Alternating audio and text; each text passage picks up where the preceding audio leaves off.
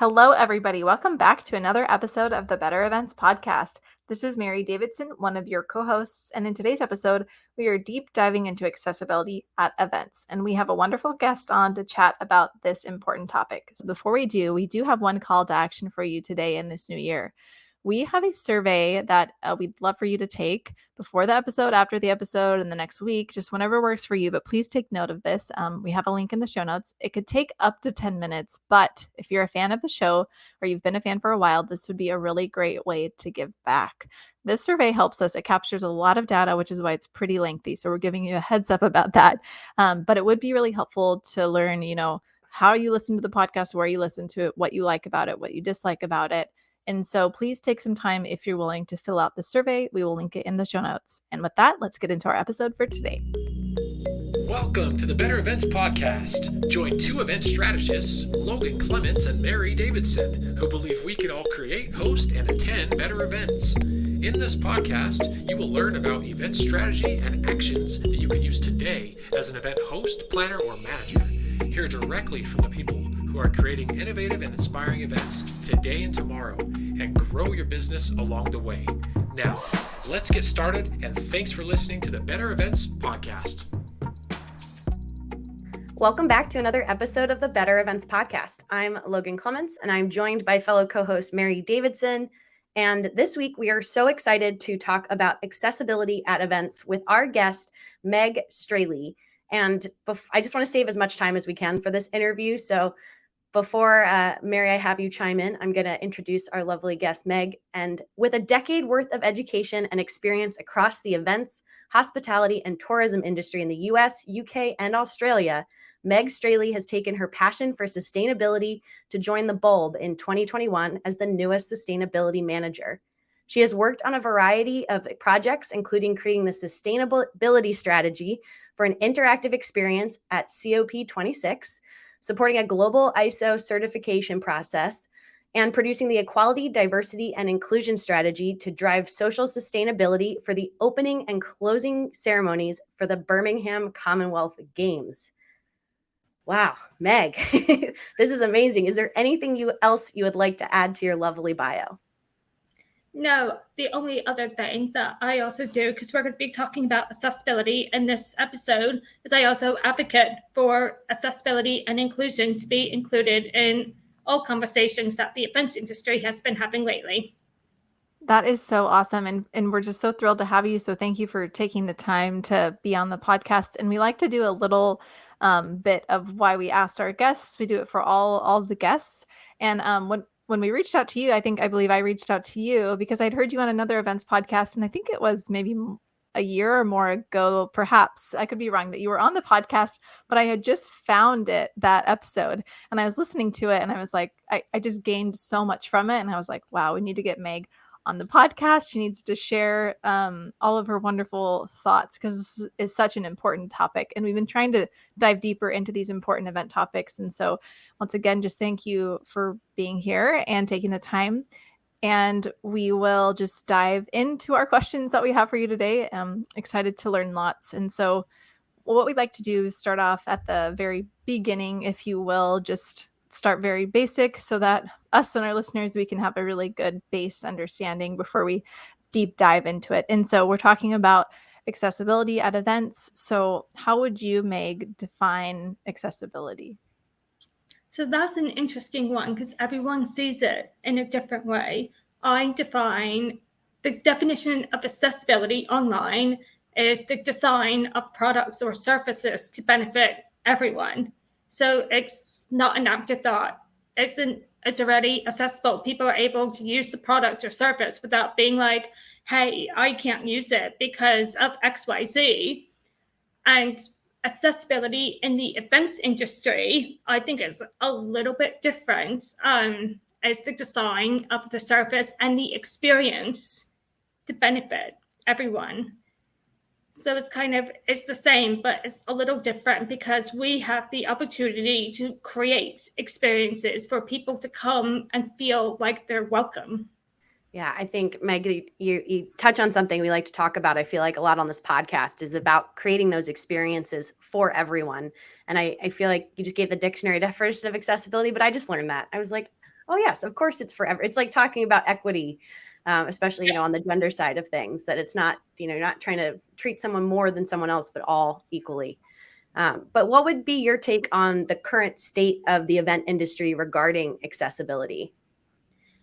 Ooh, it's not a very positive outlook right now. I feel like, you know, since 2020, we all had to stay home and we were all attending events, learning about inclusion, diversity, sustainability, accessibility. Like we sat and learned about everything. So in 2020, I was like, yes, there's going to be change, there's going to be movement. And then all of a sudden, everyone returned to what they thought was normal. And it seems like they completely forgot everything that they sat down and took the time to talk about and learn. I'm like, we're back to square one. But there are some platforms doing really well. Like I love Microsoft Teams. They have captioning and they just introduced live interpreter. So it's an interpreter that is next to the speaker. I haven't tested it because I don't use the interpreter, but it's next to the speaker without getting lost in the row of meeting attendees, which I think is really great. So there are platforms and events doing better, but the progress is still quite slow. But I'm hopeful next year we're going to see a lot more progress. I think what you said is so true and important, and that's what I was just thinking from the pandemic generally. I was like, "Oh gosh, we've learned so much. How are we gonna remember these hard lessons that we've learned?" I think just, like, from a different perspective, a lot of us learned simplicity because we weren't doing a lot of things, right? And I'm like, how can we make sure we don't go back to like the 0 to 60 like real quick? We're doing Yeah, everything, all the things. And so that's I guess in a little bit different vein, but I think it's true that we have forgotten a lot of things, including what you mentioned, and have started to learn, but obviously need to dive deeper into. So it's a great reminder. So I'm excited to see what comes in the coming year, and hopefully we can get this out there more widely. And then we wanted to kind of talk through, obviously there's so many different kinds of events, but maybe breaking it down just by type, if that's something that would be okay. And so talking about virtual events, if we can maybe start there and talk about what we can do specifically for virtual events and accessibility. So yeah, I guess that's my first question. What can we do for virtual events to do this better? so the first thing is to look at the platform and ask them, what do you already have existing? So I don't really attend virtual events anymore because it's not quite accessible for me with the lack of captioning. So I can't quite comment on which platforms are doing well.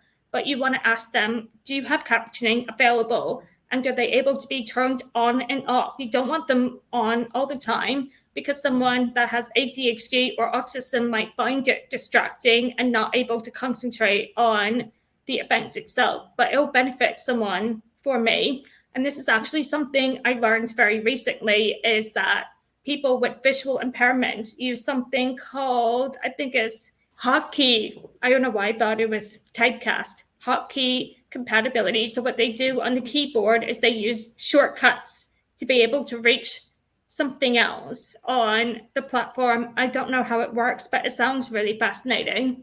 So asking them if they have those compatibilities in place already. And another thing that you want to think about with virtual events that you wouldn't do for in-person events is allowing people to get on the platform early and have a look around and get comfortable with the platform before the event starts. It'll help them, so to speak, find their way around instead of getting lost in all like the sessions, the chat, trying to find like where's the help desk. So it gives them a little bit of time to get on. And when you are doing sessions with speakers, have a timer. I want to say timer, like on the screen with the countdown of how much longer until the session. So that lets people know, okay, it's not quite starting yet. And have the chat off while the timer's on, because people with visual impairments will hear the countdown, but the chat might come up strange. So I don't know how it all works because I've never been able to test it out. But those are a few things that I've never thought about before because it doesn't affect me personally. But through conversations with other people, they've mentioned those small things have been really helpful for their events. Oh, and another thing, never thought about. So none of us are wearing super clunky jewelry. Don't wear clunky jewelry because the microphone will pick it up and it can be so, I can't hear it because I have hearing loss.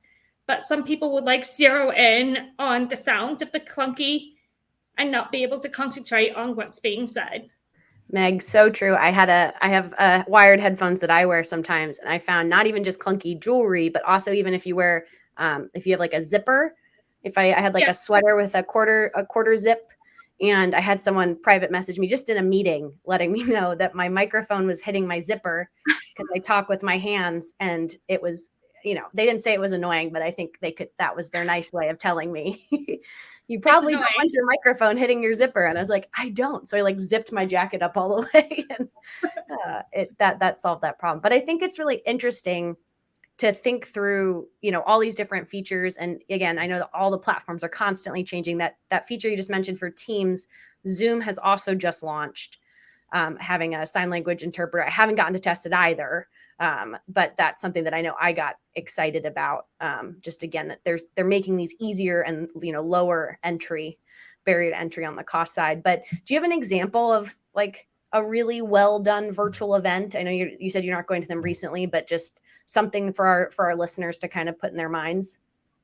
Yes, so this was back in January 2021, I believe. Do you guys know TEDx? Yeah. Like, yeah. So TEDx London Women's puts on an event every year, and this was the first one since lockdown, and they were trying to figure out the best way to do it virtual. And I was like, this sounds really interesting. The women are super diverse from like different backgrounds, different knowledge, climate, just anything and everything. So I was like, I might as well attend. It's all day. It was 9 to 5 on a Saturday. I was like, I don't know if it has captioning, and that's a lot of work for me to sit there on a Saturday and not know if it's going to be accessible or not. And I signed up like a week before, so I forgot to mention, can you have captioning? So I get on the platform and there's captioning. I didn't even have to ask. And they had people from different backgrounds, different disabilities, just it was the most inclusive and accessible event I've ever attended in my life. And it's 2 years later, I'm still talking about this event as a good example of what we should be doing at events, because when I have to ask for something, I have to trust that the other person will make it happen. And that doesn't always quite happen. There's been times I asked for captioning and there wasn't any. I think I messaged them privately being like, you said this was going to happen. And sometimes people get a little snarky because they're stressed about the event. They're trying to juggle, like, I understand. I work in the industry, I understand, but you don't need to be snarky with me. I'm just trying to go to your event and enjoy the event. So the TEDx London, you can actually see the sessions on YouTube still. So TEDx London Women's, the 2021 and 22 event is on there. Highly recommend. That is such a good example. And it made me think too, communicating ahead of time to let the attendees know that there even is the captioning option, for example. I have never thought to do that. It's something I've thought to implement during the actual event, but not to communicate that it is available. I think that's Yeah. really cool. And I was working with one client, this brings this to mind as well, but um, they really wanted to focus in on this, and they said any information that we can give folks ahead of time is only going to help them prepare or even decide if they want to attend. And so thank you for that example. That's really helpful. And before we move on to live events, is there anything else that you want to comment or mention about virtual events and accessibility? So one thing it also relates to when you're giving presentations and live events is that a lot of times people will have GIFs or moving images in their presentations, and that can be a little bit distracting. So when you put them in your presentation, you want to have them frozen and then press play. So instead of having it play automatically, you want to have it press play, and then stop. So I didn't realize that it could be distracting, but I've met a lot of people who've mentioned that they just like focus on what's playing instead of what the person's saying. I had one more follow-up question for you, Meg, on the virtual side, and it does apply really to live as well. I feel like because a lot of the arguments that I see is the cost associated with accessibility, and I hate that that's what it comes down to. But for like example, captions, a lot of these platforms have integrated free versions, including YouTube has free captions now. But then there's also the I don't know what the term is, but it's, the humans behind. So human transcribed live captions. And that is usually a much higher cost. So I find a lot of my clients, if they go for it, they want the lower cost, the free, the included. Do you find that those captions are just like, are they as effective, or is it really that's just kind of, I don't know, just kind of a cop out in terms of doing the auto captions versus the extra effort to actually hire a human behind it? So for me personally, I love to see the effort. I want to see the effort that people are trying. And I've been using captions for however many years, 30 plus years on TV, movies, everything. So I am good at quickly reading and understanding and processing. But that's because I have 30 years of experience and practice doing that, while someone else who maybe is English as second language might be like, what I understand, and they're trying to stumble over it. But there is someone that I follow on LinkedIn called Meryl Evans. She is deaf, and she often will test out captioning capabilities, give feedback, and talk about it on her LinkedIn. And I love following her because she shares so many good insights that I don't have the energy. It's not what I do for work. But she just shares things like, for example, did you know that iPhones 12 and up have captioning available? So when you're on a phone call, you can turn it on and it transcribes. So she tests out things like that and feedbacks. And I love going on her page and seeing, because you see website things, you see platform things, you see technology things. I'll share the link with you so you can put it in the chat later. Thank you. Yeah, we'll definitely put that in the show notes, and I'm excited to check that out too. So I'm glad to hear that someone is doing that. It's going to be really helpful to see. And then, so I guess transitioning into live events, we've touched on them a little bit already, but just generally, what can we do for live events to help them be more accessible?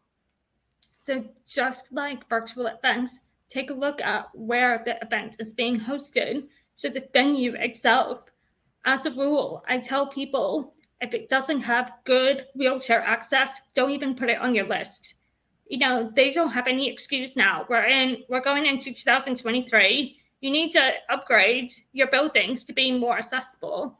Just don't even put it on the list if there's no wheelchair access, because with disability, it's not always visible. Like, what if your keynote speaker broke their leg 3 days before the event and is in a wheelchair?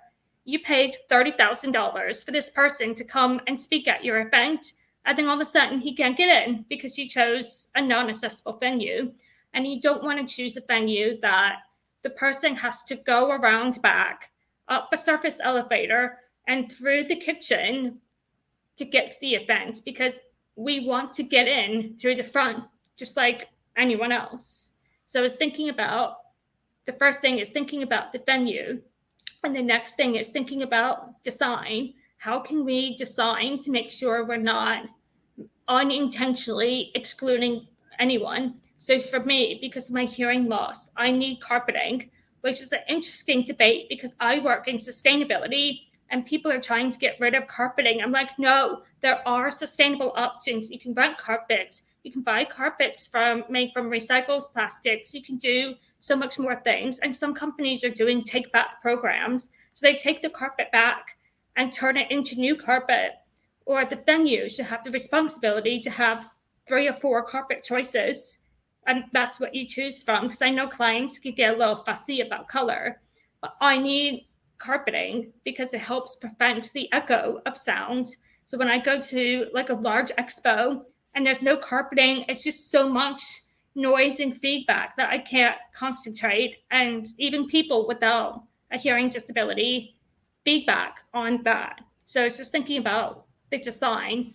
And recently I went to IBTM in Barcelona, and they're trying really hard to be better at these things. But I did notice that there were some wheelchair users, and almost all of the stands had at least an inch platform. So there's no way that the person could get on the platform to do business. And I was like, one, that is also a trip hazard. I don't know about you guys. I am super clumsy. I'm not always looking down and see this thing there. But as people with disabilities also want to do business, and the design is preventing us from doing business.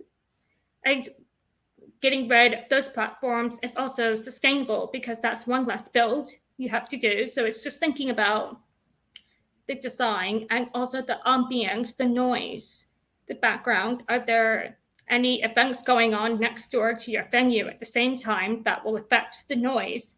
I spoke at an event in London about 6 or 7 months ago, and there was a massive event build next door, and I was talking about accessibility.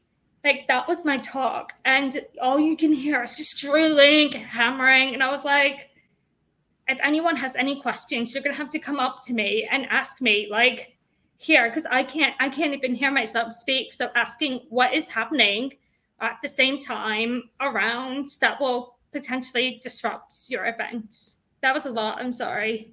No, this is all you've got. I feel like both, I can see Mary's wheels turning as my wheels are turning, of just like all really important things. And I feel like the decision makers forget about some of this stuff. I know some of Mary and my frustrations when we get brought in to execute a piece of it, or the production side, or, you know, when some of those decisions have been made. But that's so crucial. And you just, I worked the US Open, the tennis this year in New York.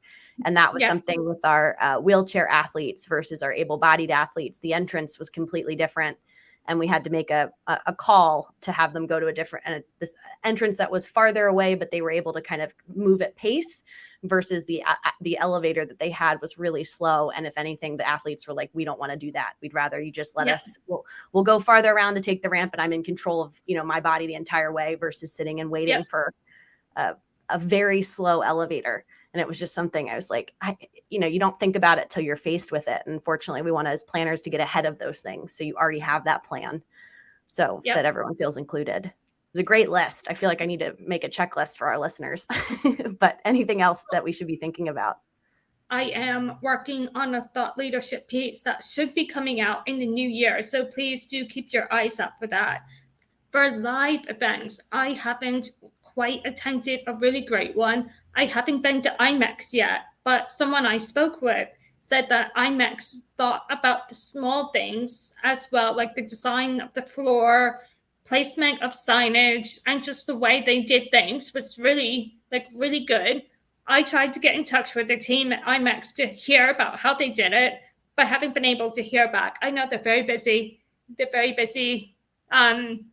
So I have heard that they think about it. They have a team that works to put those pieces in place to make sure that it's accessible. She mentioned that she has ADHD, so it's hard for her to focus. But the way they did colors, the way they did signs, text, and all of that was really good for her. So I guess maybe I'll have to go next year and see for myself. But also thinking about the placement of signage and just where are you putting things, because a lot of events are doing now apps.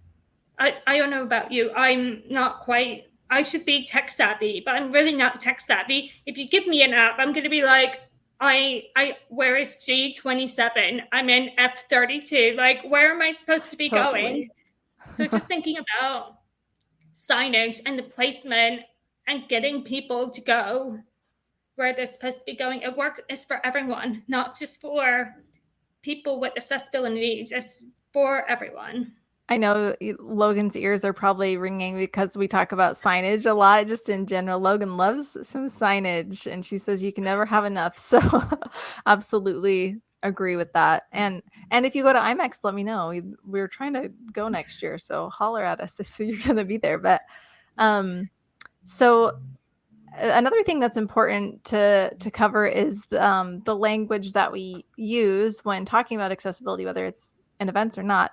Um, and sometimes I think folks, they don't know what to say or how to say it, and it's just kind of this learning curve. And so, in regards to the language that we use, especially maybe in event communications, or do you have any advice, or what would you say we should look out for regarding the language that we use?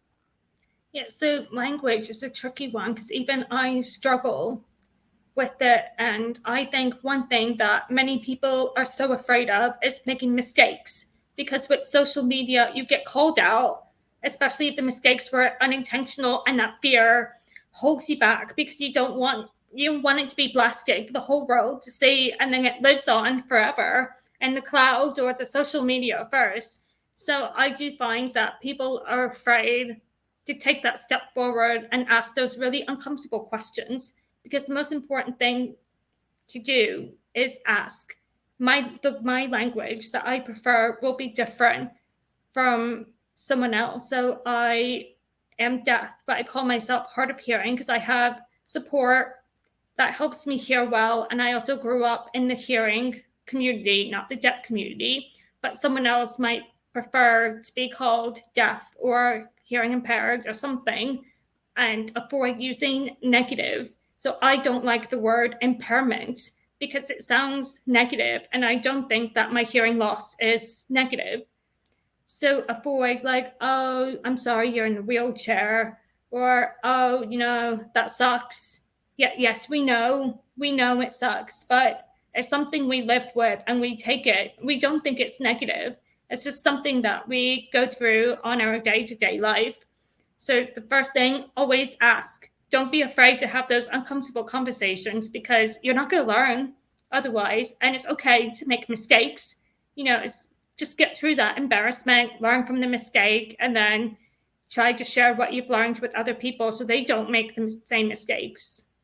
Yeah, Meg, I had a question for you, kind of spinning off of that of just ask, kind of thinking. I know a lot of event organizers and hosts will often put something on their registration form, whether that's asking if there's any, I think the phrasing I've seen is like accommodations need to be made, or I can't think of now another way to say it, but have you found, like, is that in your opinion a helpful way, or a very like easy way for a host to kind of better understand their audience to make sure that they are making their event as accessible as possible?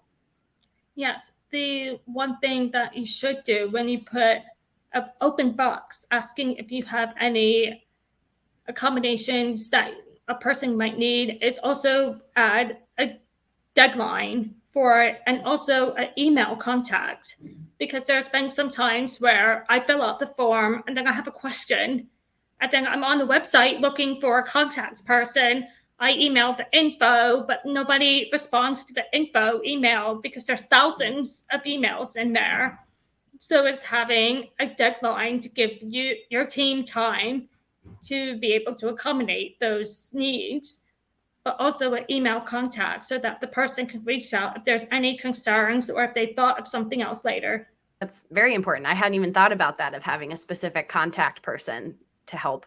Like you're saying, those info ats or whatever email that you put as like the public facing for the whole event can definitely get bogged down with different emails at times.